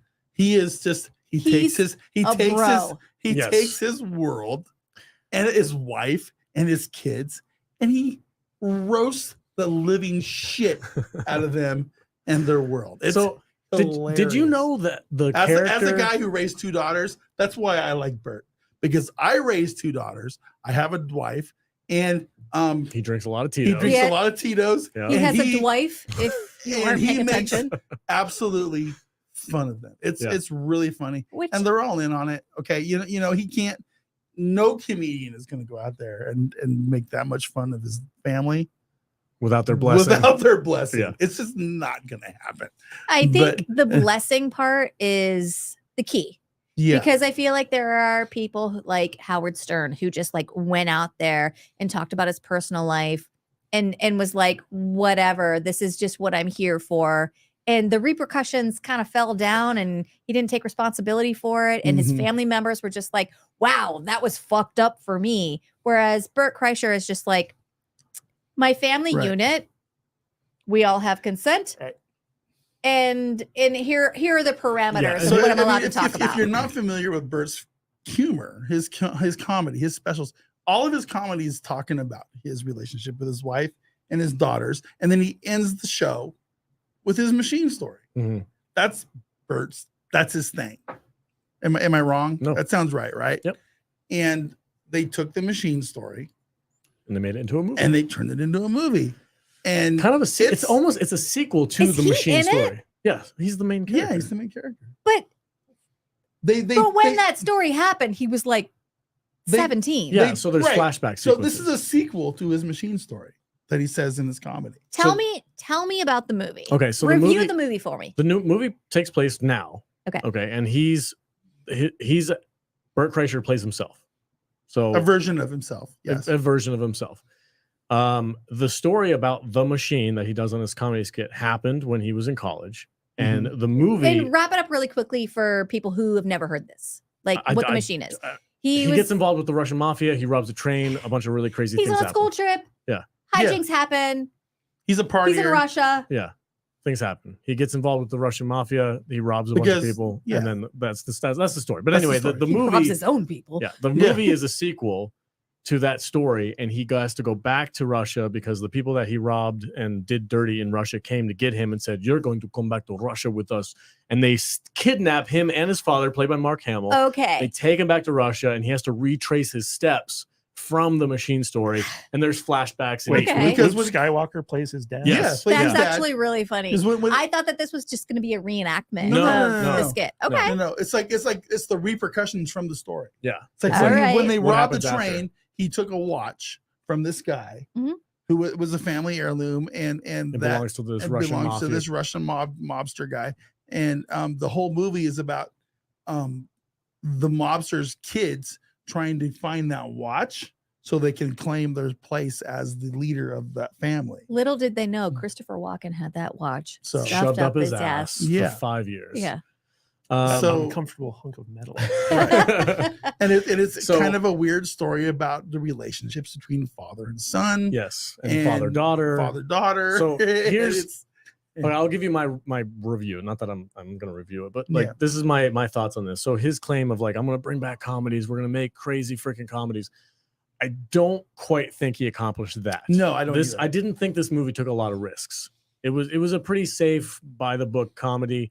I think it had a pacing problem. I think there was a lot of really good moments, and then there was long lulls of taking a look at your own self and your flaws and dealing with family trauma and all that stuff. And then there's like moments of comedy and then long moments of family drama and then a moment of comedy. And it kind of like slumped too many times for me. I needed a faster paced ride for this to really work. That's I like the movie. It's not bad. I don't think it hit the marks for me. I didn't think it was a bad movie. I enjoyed the movie. My wife went with me. She's gonna say it was yeah. But you know what? I looked at my wife when I was watching this movie. She was laughing. She was chuckling. Yeah. She was giggling. She under her breath. She was like, she's like, so I'm not gonna admit that I was laughing about this movie, but she got her money's worth. Okay. You know what I'm saying? The audience that I was you're with, talking shit about me in front of me to me. Yeah.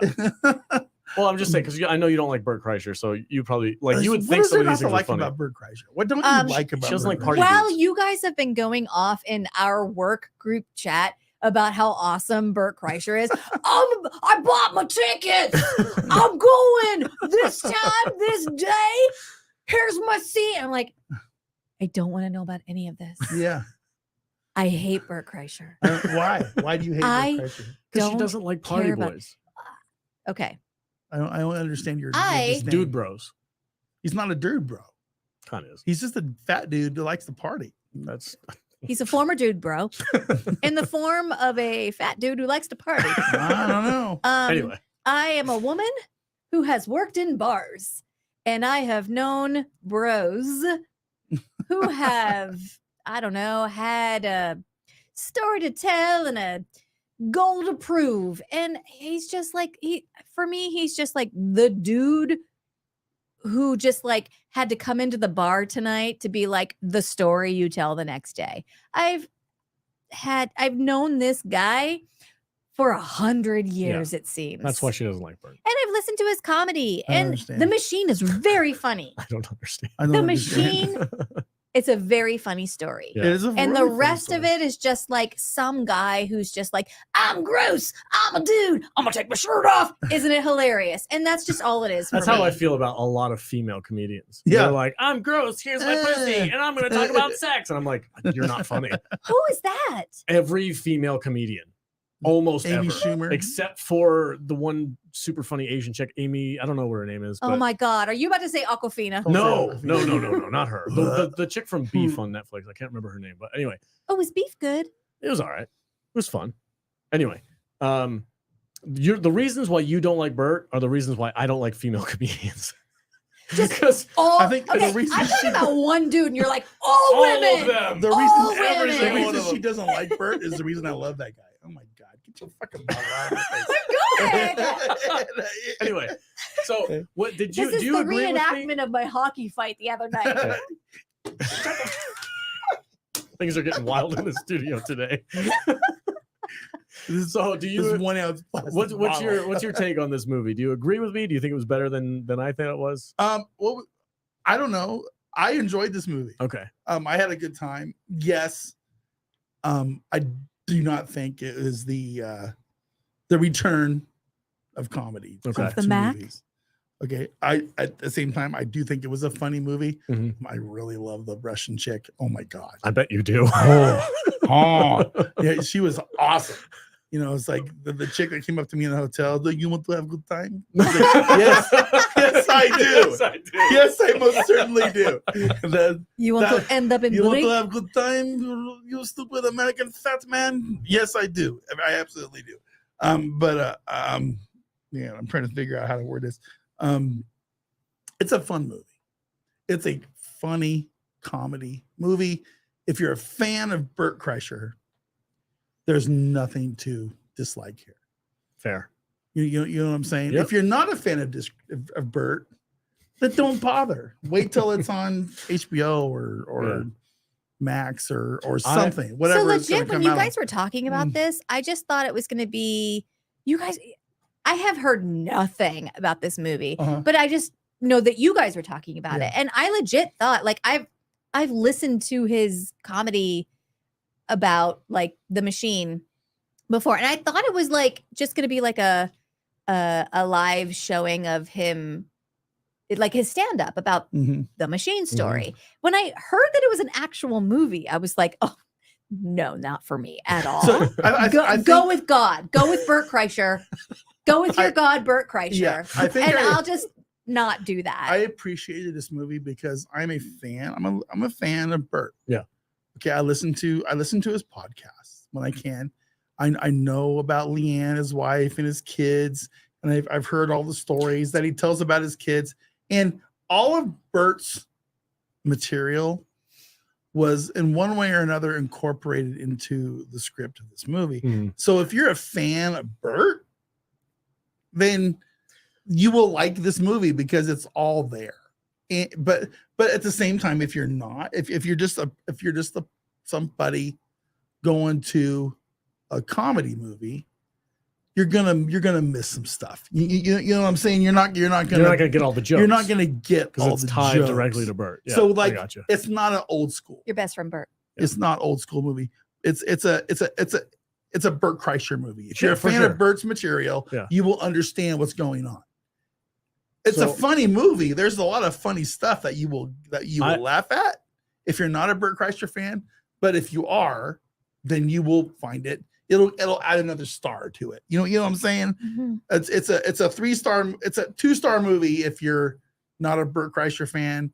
It's a 3.5-star movie if you are. Mhm. Does that make sense? Yeah, it totally does. That's So- I think that's fair. But I wanted to support this movie because I do want to support the return. I of want good comedy to comedies. come Yeah, I back. want comedy to come back. So I like this movie wasn't quite it. It wasn't there, but I want Mhm. them to keep trying. Yes. I want other comedians to come up with like crazy freaking comedy movie ideas, and I want studios to be like, "Oh, that Bert Kreischer one made a lot of money. Let's Yeah. make another one." Yes, I want that machine to start chugging along. Has it made a lot of money? I have I no have idea no what the idea. box office. I'm gonna is. say I should probably Google that. Probably not. Okay. Probably. Well, you know not. what Do I you thought was really think interesting. Sorry, go ahead. No, you go. I mean, Okay. it's going up against. No, you hang up first. I was Listen, gonna say it's going up against a Little Mermaid. when I was buying know. tickets, none of the showings were in any of the large theaters. Yeah. They were all in the smaller screen. Okay. theaters. Just for context, the when I went and saw it yesterday afternoon, early afternoon. Not the greatest movie time. Sure. It was 1:30 in the afternoon on a Monday Memorial afternoon is Day. not a big ticket on goer Memorial Day. time. What? Okay. Memorial Day. It was okay, in the yeah. same theater that our podcast had our screening in with our thing. Remember our thing last month? Our In presentation. Theater 8 at Galaxy. There was maybe In the 14. zip code of 89123. I'm just saying there was probably 14 people in there. Yes. 2 of which were my wife. So it was not a big 2 of which was your wife? no. Me and my wife, 2 people, 2 tickets. Apparently, there's a movie called The Machine from 2014. Yeah, I'm looking so at the it wrong was information. Christian it's not- Bale. listen, this thing is That's not, an Academy Award winner. That's The Machinist. it's not No, it's The Machine 2014. It's a sci-fi. It's like a robot chick. No, on the I cover. was talking about the Christian Bale. Oh, the Sorry, Christian Bale one. That was Yeah. my mistake. anyway, it's not breaking records. That's all I'm saying. But it's a Oh. funny So- movie. My question is, do you think that this was made for present day where we are at with comedy, or do you think that this was made as an homage to the older generation who's like, we want like the grown-up road trip, the grown-up Yes. Euro trip, That's the the audience. grown-up those 90s flicks that were just like American Pie, the grown-up American Pie. I know Is that's this, the audience. Is this what this was made for? Is like the grown-ups who enjoyed those movies? I know that is the exact audience that they're going for because Bert and Tom Segura have said as much. Those exact things They called you. their website. They have said that on their website. Okay. It's like the goal with this movie was to try and bring that type of comedy back to cinema. Okay.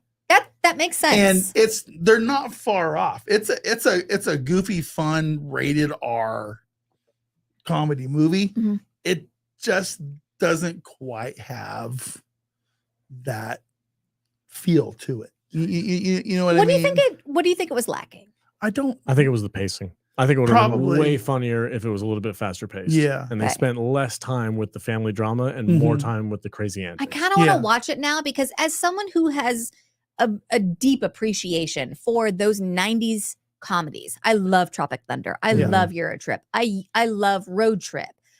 American Pie.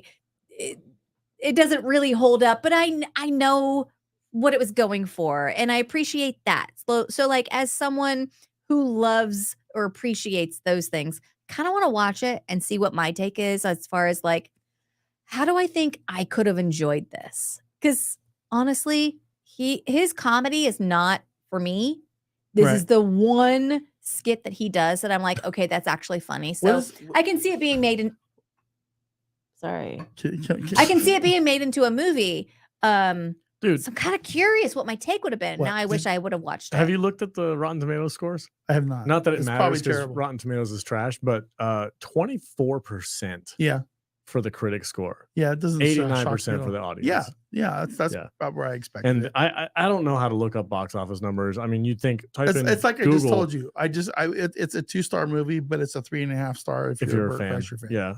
So It's I get it it. was projected to make 5 million. It made 2.3 in its first day. and that's really upsetting because I know Bert's going to be crushed. No, it's not Oh bombing. my He's gonna- God, he's gonna stop be- acting like he's he's gonna your be cousin devastated. and you feel bad for him. He I made- do feel bad for him Dude, because he made $2 million like, in the first day. It's as he's like not, one of my bucket list Okay, I'll items. shut up. Then. I'm sorry, I'm not trying to over. One of my Hey, bucket list Mom, items Dad, is to. please don't fight. No, are we fighting? We're not fighting. Talk. I want to drink with Bert. I want to party with Bert. That's like a thing. It's like I want him sitting right there. Okay. And I When want to I'm like gonna take those Yukon pass those Jacks. vodka bottles. I'm gonna and make a just- drink called the Burt, Oh Jesus. and you have to like it. Yeah, whatever. I I was like, don't Bert, know how to find box office numbers. This is ridiculous. Do So stupid. How do you not just Google box office numbers for the machine? How is that not a thing? I don't know. It's first weekend, That's so so it's probably dumb. not out yet. I don't know. Anyway. I'm sure it's out. All right. So the domestic gross for the machine is $5,875,585. He made his money. Worldwide gross, $5,947,300. 4.9 million. How am I Googling differently than you guys? I don't know. They're not putting the right things in your search engine. Anyway, what was the budget? Does it say what the budget is? I I can have have no that idea. for you in Give me- 9 yeah, seconds. Go for it. Tell me what the budget is for that movie. That's fairly interesting. I wonder how much it costs because they had some. Who was the biggest name in that movie? Would you say it was Mark Hamill? 20 Or million. do you think? Yeah. Do you think Bert's bigger than Bert, Mark Bert Hamill? and Mark. Doubled its budget. Double his budget? 20 million. Aside from Bert It's a and Mark, success. that's it. There's no other big names in that movie. I'm only seeing about $6 million in terms of box office. Oh wait. Yeah. What do you mean double yeah, budget? 2023. Budget $20 million. Box office. This Yeah. is saying $9.1 I million think, dollars, but I think Bert's fans will end up making this movie. Burt help Kreischer. this movie make money in the end because they will purchase it, they will buy it, they will have this in their Amazon library and stuff when it's all over said and done. Budget was 20 million. It made 9, so it made half. It's So technically- far, Yeah. So No. far. Yeah. Well, the other Google search said that it made double. So I'm going off of the website, thenumbers.com, which, Mhm. its whole job is to report box office. Yeah, I don't know when this. I think box office is such a bullshit. Can be. Yeah. You got to go off ticket sales. I mean, but- budget is set. Box office is continually accruing as far as it being still in the theater. So it costs 20 million to make. Is that what you Yeah. said? So it's got to make. It's got to Second, make. second Google search. It's probably got to 20 million. make what 40. 60 million to break even. Well, or we already something. said it made like. 10. Oh So that's kind of disappointing. wait. Yeah. That's a not bit of a surprised. bummer. No, Oh, no one shit. here can do You're math. right. You're right. I can't do math. No. That's on me. You've been drinking. But you All also day. you also got to understand that this thing is going on the same weekend as that piece of shit Disney movie is out. You know, and it's just That's counter programming because Yeah. whatever. Honestly, what- that what- wasn't made for you. That was made No. for kids. Yeah, Well, whatever. Also, it's a holiday weekend too. yeah. Yeah. So I don't know. I'm curious. I hope it's successful. I don't know how successful it's going to be, but I do hope that they keep making it. Doesn't Kreischer? So like, I'm not very familiar with him. Like, I've never seen his stand up or anything like that. Really? But he's on like some like major podcasts, right? Like his Two Bears One Cave. Oh yeah, has like huge. Like he's on Rogan's show he's all on the Rogan time. all the time. Yeah. So like they get like millions of downloads on that podcast. So you would think that some of that would translate to the box office. I think unless a lot of people are just waiting for streaming, buy it on Amazon or something. I don't know. It's very. Should we try to get on Rogan? Yes. It's never gonna happen. Yes. I am not. Never say never. I am not. I actually have an inroad to maybe possibly get Rogan. He's never gonna let this bitch on. Anyway, well, that's kind of the final discussion I wanted to have with you today. Was just about the show. I don't think it hit the mark. I agree. I wanted it to so badly to bring back comedies such as Hangover, Tropic Thunder, Old School, Sex Drive, all that stuff. I wanted to bring those back. I think they should have waited 2 more weeks until after the holiday to release it. Yeah. I think that it's not a summer movie. Like they really should have waited, like released it in the fall or released it in the spring, but not the summer. Summer's too overcrowded. Yeah.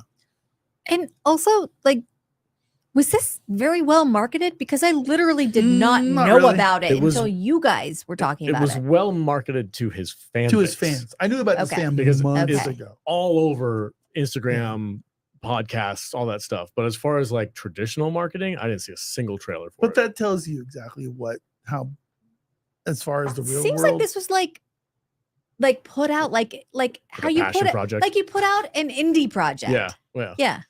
Kind of. So maybe the marketing wasn't quite there for it, but I think it could have been re-edited a little bit to be a little bit faster. Yeah, it almost sounds like the studio or the production house was relying solely on Bert Kreischer promoting it. I mean, this thing was as made opposed a to while putting ago. actual like marketing dollars behind it.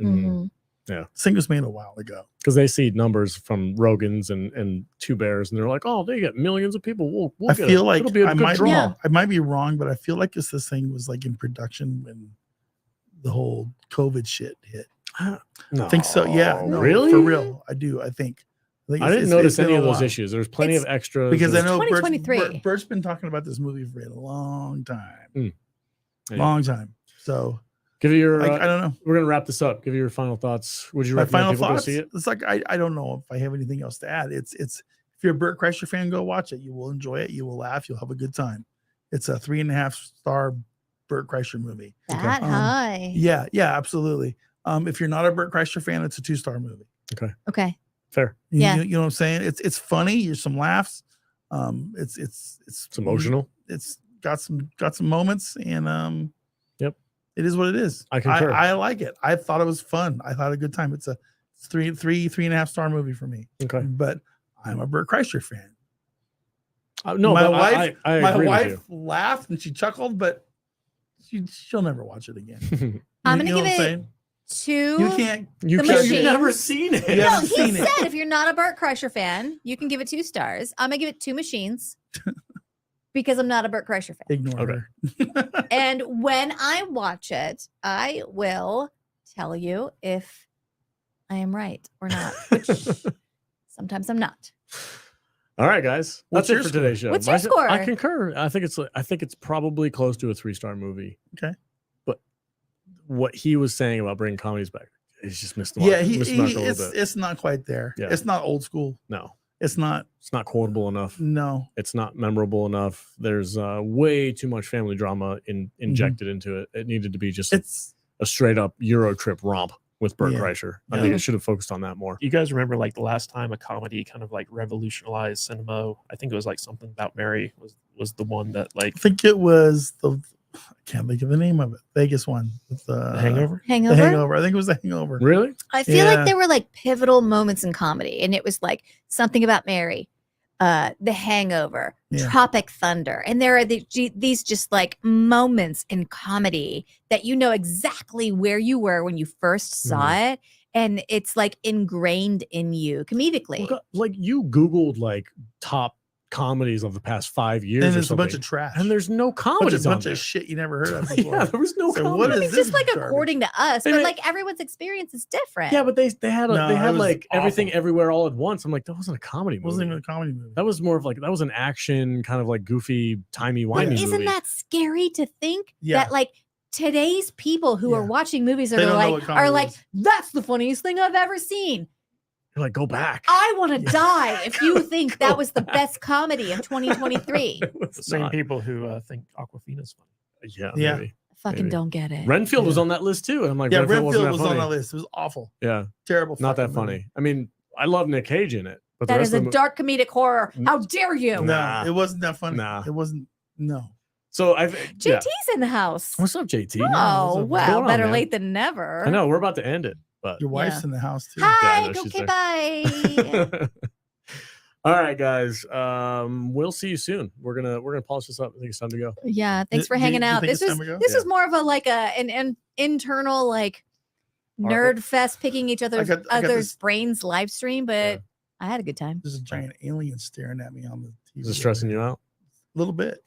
Would you rather have like a shot of Jean-Claude Van Damme doing the splits? I would just like a shot Yes. of us. Can we Just watch us Double talking. Impact again? Or what was that movie called? Double Double Penetration? Double Team. Double Double penetration. You know where All right. Alex's mind is. Now that's the greatest Double comedy of all time. penetration. Yeah. Double Team. It's not gay if it's in a three-way, bro. Don't All right, do it. everybody. Thank Golden you so rule. much. It's the Oh, golden rule. we got a $2 super chat from JT says bye. That's a perfect way See to you end the later. show. Thank you, sir. Bye-bye. You know what? Stay salty, I'm gonna folks. super chat. Everyone go fuck themselves. Just kidding. I love you. Bye. What are we doing next week?